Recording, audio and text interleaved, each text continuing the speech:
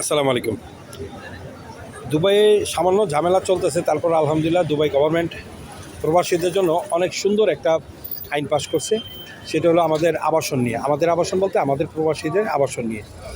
সেটা এমন যে বর্তমানে আমরা যারা বেড স্পেসে থাকি, এক এক রুমে এমনও আছে রুমের মধ্যে আপনার কমসে কম 10-11 জন, উপরে 18 জন, 20 জন, 25 জনও থাকে।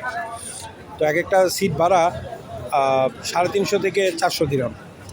তো এই পর্যায়ে দুবাই গভর্নমেন্ট নতুন যে আইন করছে সেটা হলো যে যে এখন যেমন এই ব্যবসাগুলি করে টোটালি একবারে বাঙালিদের হাতে, একেবারে বাঙালিদের হাতে। যেমন মূল মালিক যেমন ধরেন আরবের কাছ থেকে নিচে হয়তো কোনো মিশরি বা পাকিস্তানি অথবা ইন্ডিয়ান, তাদের কাছ থেকে আনছে এক বাঙালি, আর ওই বাঙালির হাত থেকে আনছে আবার আরেক বাঙালি।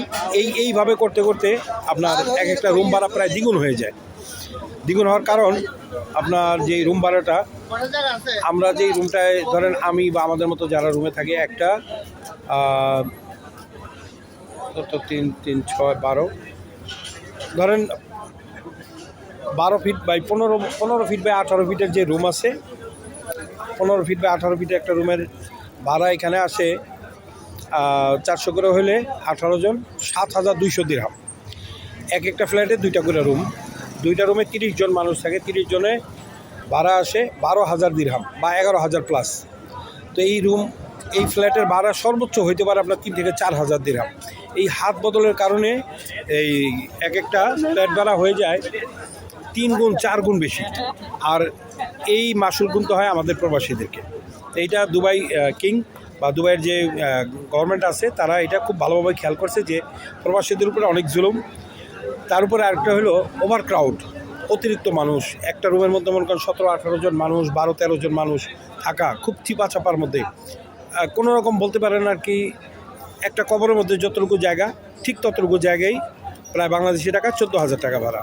ঠিক একটা কবরের চেয়ে বেশি হইব না, 7 ফিট বাই 3 ফিট, হ্যাঁ 3 ফিট হইতে পারে, 3 ফিট হইতে পারে, 2.5 ফিট 3 ফিটের একটা স্পেস। এতটুকু স্পেসের ভাড়া আপনার 390 থেকে 400 দিরহাম বা 350 দিরহাম কোনো জায়গায়। এটার সাথে আরও অ্যাড আছে যেমন গ্যাস, পানি, ইন্টারনেট, এগুলি অ্যাড আছে।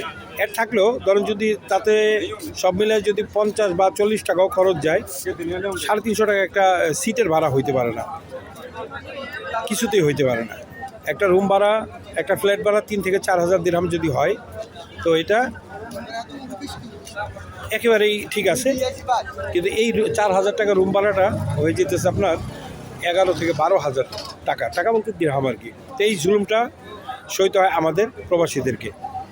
তো প্রবাসীদের কল্যাণে এই দুবাই গভর্নমেন্ট যে আইনটা করছে, আলহামদুলিল্লাহ ইনশাল্লাহ ইমপ্লিমেন্ট হয়ে গেলেই সবার জন্যই সুবিধা হয়ে যাব। একে তো ওভার ক্রাউড কমে যাব, এক রুমের মধ্যে অতিরিক্ত মানুষ থাকা লাগবে না, আর পরিষ্কার পরিচ্ছন্নতা এটাও দেখবো।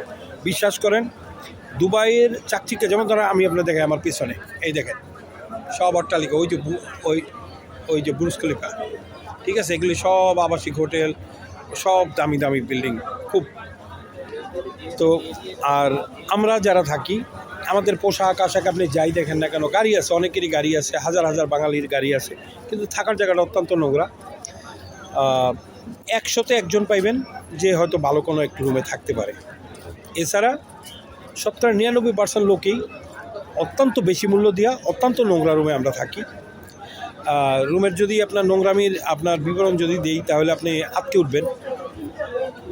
রান্নাঘরে, কিচেন রুমের মধ্যে আপনার সবসময় পিকনিক করে ইঁদুর, সবসময় পিকনিক করে ইঁদুরে। আর রান্নাঘর এত বেশি নোংরা দেখলে ভয় পাবেন, ঘৃণা করে। বা দেশে থাকলে মনে করেন এগুলির ভিতরে ঘৃণাও কি ঢুকতো না। যেমন রান্নাঘরে আমি বা আমরা যারাই আছি, আমরা তো মোটামুটি আমরা সবাই মিলে ক্লিয়ার রাখি বলে আর কি পরিষ্কার আছে, নয়তো আমাদের বাংলাদেশিরও দোষ আছে, কেউ পরিষ্কার করে না সহজে, অত্যন্ত নোংরাভাবে থাকে। গোসলখানা, রান্নাঘর এগুলি সাংঘাতিক খারাপ, মানে বলার মতো না, এমন নোংরার ভিতরে মানুষ থাকে, ঠিক আছে। তো যাই হোক, এ থেকে আর কি মুক্তি পাওয়ার জন্য যে গভর্নমেন্ট আইনটা করছে, আলহামদুলিল্লাহ পাস হয়ে গেলে ভালো, লোকও কম থাকবো। হয়তো এখন যা খরচ করি এই খরচের মধ্যেই অনেক সুবিধা পাওয়া যাবে। তো জনজীবন বলতে আমাদের প্রবাসী লাইফে একটু শান্তি পাওয়া যাবে। নয়তো আমরা আমাদের কাজকর্ম এটা তো কাজ তো দুনিয়ার সব দেশেই একই রকম পরিশ্রম, এটা নিয়ে কোনো সমস্যা নাই। আর দুবাইতে কাজ করা তেমন কোনো কঠিন কিছু না, কাজও ঠিকঠাক, সব কিছু ঠিকঠাক, কিন্তু থাকার জায়গাটা সবার নোংরা, মারাত্মক নোংরা। আপনি চিন্তা করতে পারবেন না যে দুবাইয়ের মতো একটা শহরে মানুষ এত নোংরার ভিতরে থাকে।